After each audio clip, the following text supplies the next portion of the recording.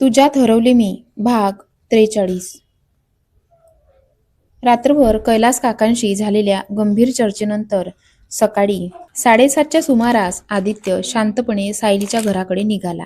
रस्त्यावर चालताना त्याच्या मनात कैलास काकांचे शब्द घुमत होते. सायलीची काळजी घे, तिच्या चेहऱ्यावरचं हसू कायम ठेव, बाकीचं सत्य योग्य वेळी मी स्वतः सांगेन. आदित्यने एक दीर्घ श्वास घेतला. काका, मी वचन देतो, तिच्यावर कोणतेही संकट येऊ देणार नाही.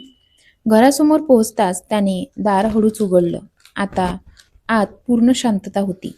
सायली अजून झोपलेली होती. कविताताई मात्र स्वयंपाकघरात चहा ठेवत होत्या. आदित्यला पाहताच त्या मंद हसल्या. आलास? हो ताई. तिला काही कळलं नाही. कैलास काका ठीक आहेत ना? हो, थोडा थकवा आहे, पण ठीक आहेत. कविताताईंनी समाधानाने मान हलवली. जा, तूही फ्रेश हो. ती उठेल आता 10 मिनिटांनी. सायलीने डोळे उघडले. ती बाहेर आली. Good morning. Good morning. आदित्यने हसत उत्तर दिलं. आज एवढ्या लवकर उठलास? झोपच उघडली. म्हणजे परत नोकरी नसल्याचे फायदे? सायली हसत म्हणाली. आदित्य हसला. हो, पण हा फायदा जास्त दिवस नाही. 1 महिन्याच्या आत जॉब शोधणारच. मला माहिती आहे. सायलीचं उत्तर अगदी सहज होतं. आदित्यच्या मनात मात्र वेगळाच विचार आला. माफ कर सायली, मी तुझ्याशी खोटं बोलतोय, पण हे तुला तुझ्या भल्यासाठी आहे. थोड्याच वेळात सायलीने फ्रीज उघडला. आज नाश्त्याला काय करू? आदित्यने आत डोकावत म्हटलं. ब्रेड आहे, अंडी आहेत आणि भाज्याही आहेत. मग आज शेफ आदित्य स्पेशल. सायलीने भुवया उंचावल्या. असं म्हणजे मी सुट्टीवर? नाही, तू माझी असिस्टंट. सायली खोटा राग करत म्हणाली. वा, माझ्याच घरात मला असिस्टंट? हो, कारण आज माझी ड्युटी. दोघे हसू लागले. काही वेळात दोघे मिळून स्वयंपाक करू लागले.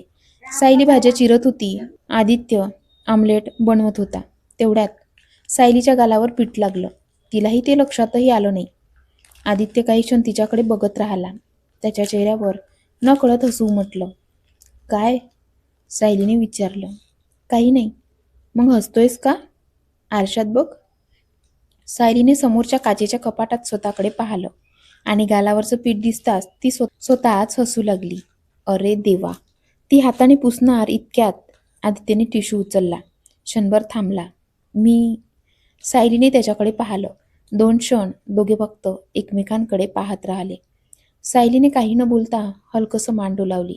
आदित्यने अलगद तिच्या गालावरचं पीठ पुसलं.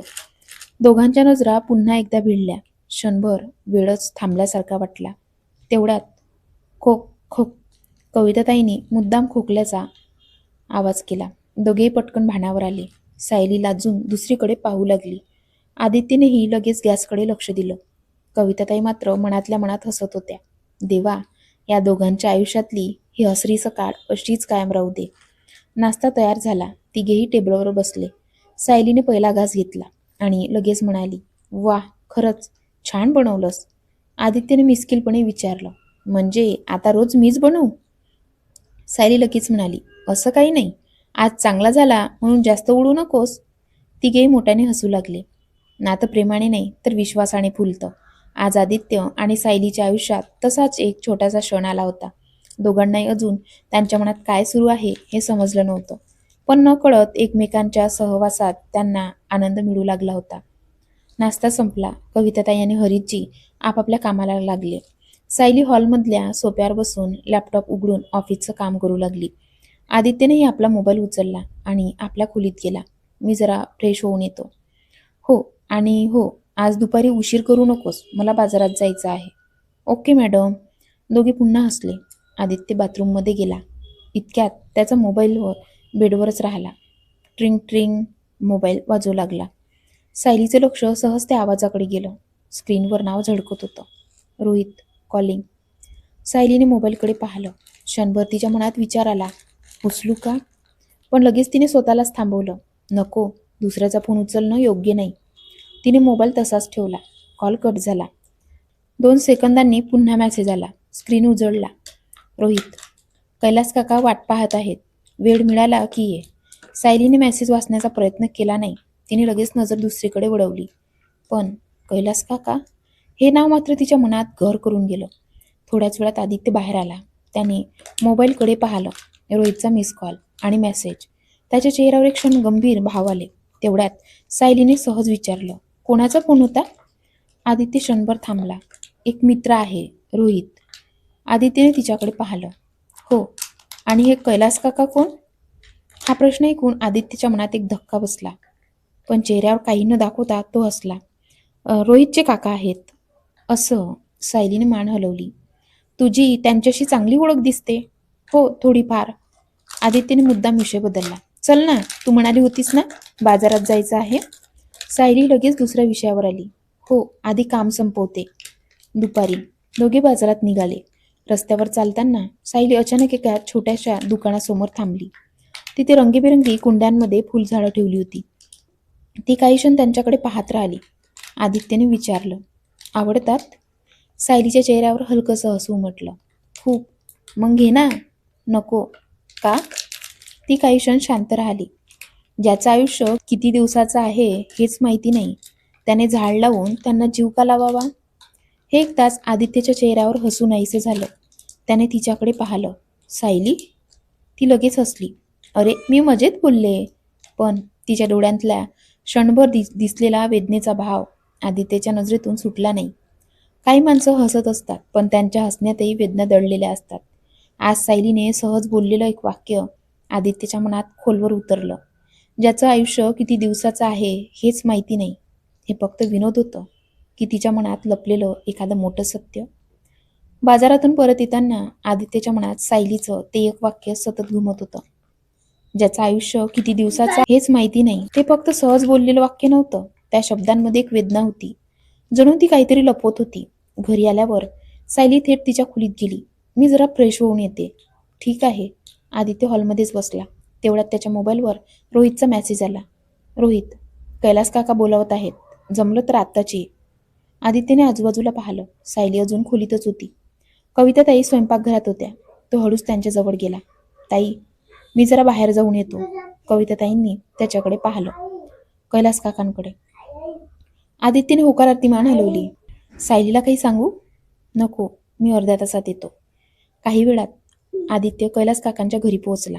रोहितने दरवाजा उघडला. ए. कैलास काका व्हीलचेअरवर बसले होते. त्यांच्यासमोर तीच जुनी फाईल ठेवलेली होती. आदित्य बसताच त्यांनी फाईल उघडली. आज मी तुला सगळी फाईल दाखवणार नाही.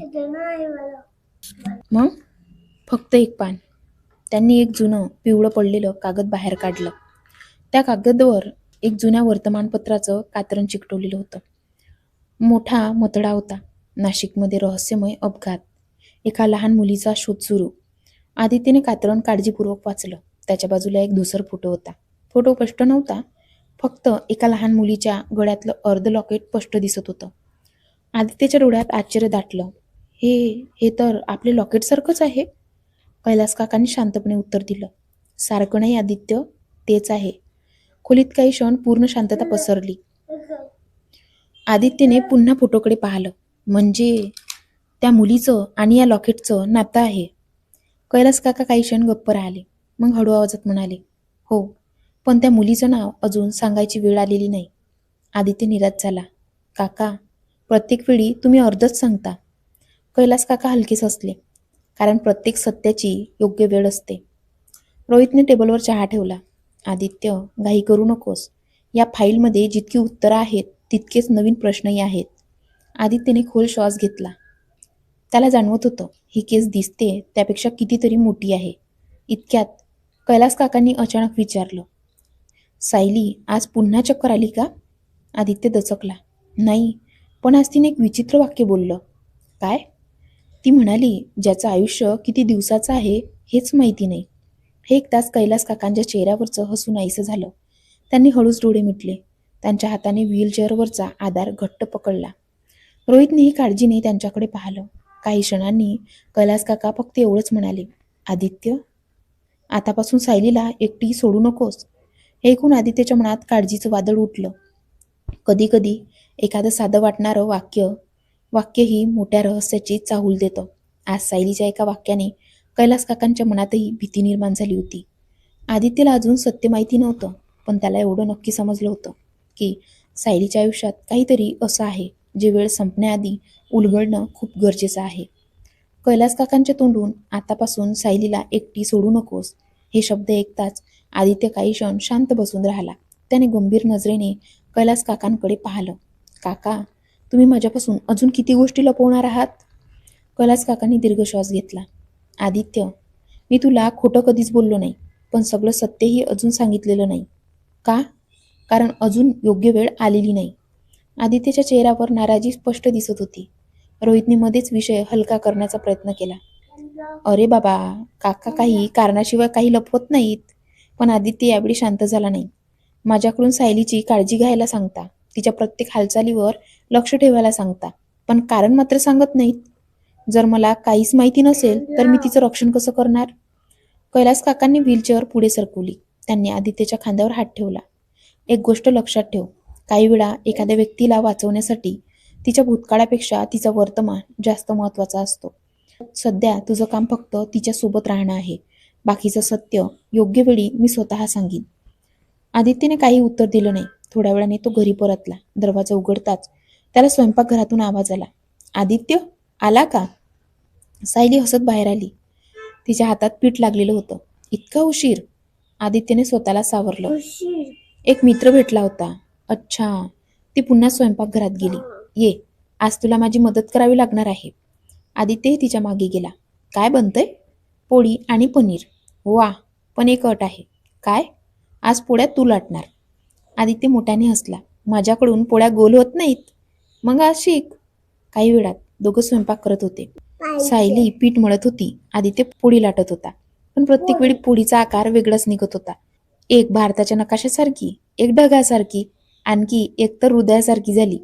सायलीला हसू आवरलं नाही. अरे, ही पोळी आहे की आर्ट? आदित्य हसू लागला. मी आधीच सांगितलं होतं. चल, ही हृदयाच्या आकाराची पोळी मी ठेवते. का? कारण ती क्षणभर थांबली. ही पहिली पोळी आहे जी कोणीतरी माझ्यासाठी इतक्या मनापासून बनवली. हे ऐकताच आदित्य शांत झाला. सायलीच्या चेहऱ्यावरचं हसू खरं होतं, पण तिच्या डोळ्यात पुन्हा तीच एकटेपणाची सावली होती. जेवण झाल्यावर दोघे हॉलमध्ये बसले. टीव्हीवर जुना चित्रपट सुरू होता. सायली चित्रपट पाहत होती. बाई, पण आदित्यचं लक्ष तिच्याकडेच होतं. अचानक सायलीच्या हातातून पाण्याचा ग्लास खाली पडला. ती डोक्यावर हात ठेवून काही क्षण डोळे मिटून बसली. सायली? आदित्य लगेच तिच्याजवळ गेला. काय झालं? काही नाही. पुन्हा चक्कर आली? नाही, फक्त थोडा थकवा आहे. ती पुन्हा नेहमीसारखी हसायचा प्रयत्न करत होती. पण यावेळी आदित्यने तिच्या डोळ्यात पाहिलं. त्या डोळ्यात स्पष्ट भीती होती. त्याला कैलास काकांचे शब्द आठवले. सायलीला एकटी सोडू नकोस. त्या क्षणी आदित्यने मनाशी एक निर्णय घेतला. आता काहीही झालं तरी मी सायलीचं सत्य शोधल्याशिवाय शांत बसणार नाही. नातं प्रेमाने सुरू होतं असं नाही. कधी कधी काळजी, सवय आणि जबाबदारी यांतूनही मन हळूहळू एकमेकांकडे ओढलं जातं.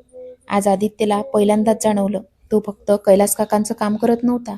सायलीची काळजी घेणं आता त्याच्या मनाची गरज बनू लागली होती. त्या रात्री सायलीला झोप लागत नव्हती. ती गॅलरीत उभी राहून आकाशाकडे पाहत होती. थंड वारा वाहत होता. आदित्य पाणी प्यायला बाहेर आला आणि त्याची नजर सायलीवर पडली. अजून झोपली नाहीस? सायली दचकली. अरे तू? मीही झोपलो नव्हतो. दोघं काही क्षण शांत उभे राहिले. शहर झोपलं होतं, पण त्यांच्या मनात विचाराचं वादळ सुरू होतं. आदित्यने हळूच विचारलं, सायली, एक प्रश्न विचारू? तू आनंदी आहेस ना? सायली हलकस हसली.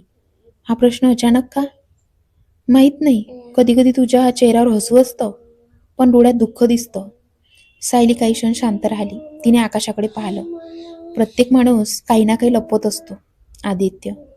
कोणी भूतकाळ, कोणी अश्रू. आणि ती वाक्य अर्धवट सोडून हसली. चल सोड ना.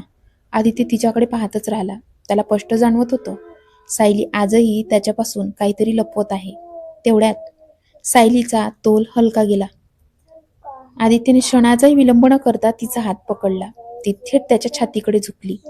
दोघे काही क्षण अगदी जवळ उभे राहिले. सायलीचा श्वास वाढला होता.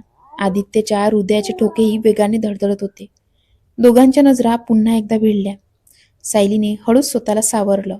तर थँक्यू. तू ठीक आहेस ना? हो. पण तिचा हात अजूनही थरथरत होता. आदित्यने हलक्या आवाजात म्हटलं, सायली, एक वचन देशील? काय? काहीही झालं तरी माझ्यापासून काही लपवू नकोस. सायलीच्या डोळ्यात क्षणभर पाणी आलं. तिने नजरा खाली केल्या. मनात मात्र ती म्हणत होती, जर तुला माझं खरं सत्य कळलं तर कदाचित तूच माझ्यापासून दूर जाशील. पण ओठांवरून फक्त एवढंच बाहेर पडलं, योग्य वेळ आली तर नक्की सांगेन. दुसरीकडे त्याच वेळी पुण्यातील एका जुन्या अपार्टमेंटमध्ये एक तरुणी कपाट उघडून जुना बॉक्स बाहेर काढत होती. तिने तो उघडला. आत एक फोटो आणि अगदी तसंच अर्ध लॉकेट होतं. तिने फोटो हातात घेतला. त्या फोटोत 2 लहान मुली होत्या. त्यापैकी एकीच्या गळ्यात तेच लॉकेट होतं. दुसऱ्या मुलीचा चेहरा फाटलेला होता. त्या तरुणीच्या डोळ्यात अश्रू आले. ती फोटोला स्पर्श करत हळूच पुटपुटली, मी अजूनही तुला शोधते, माझी दिव्या. इतक्यात तिचा मोबाईल वाजला. स्क्रीनवर नाव झळकलं, अननोन नंबर. तिने कॉल उचलला. समोरून फक्त एकच वाक्य ऐकू आलं, जुन्या हॉटेलचं रहस्य पुन्हा उघडायला सुरुवात झाली आहे, सावध राहा. क्षणात कॉल कट झाला. तरुणीच्या हातातून फोटो खाली पडला. तिच्या चेहऱ्यावर भीती स्पष्ट दिसत होती. काही रहस्य काळाच्या ओघात विसरली जात नाहीत. ती योग्य क्षणाची वाट पाहत शांत पडून राहतात. आदित्य आणि सायली नकळत एकमेकांच्या जवळ येत होते. तर दुसरीकडे दिव्या, अर्ध लॉकेट आणि त्या हॉटेलमधली रहस्यमय मुलगी, या तिन्ही धाग्यांनी आता एकाच दिशेने प्रवास सुरू केला होता. पण या तिघांपैकी सर्वात मोठा धक्का अजून यायचा होता. कसा वाटला आजचा पार्ट कमेंट करून नक्की सांगा. आणि पार्ट आवडल्यास व्हिडिओला लाईक करायला विसरू नका. चला तर मग भेटूया पुढच्या पार्टमध्ये. धन्यवाद.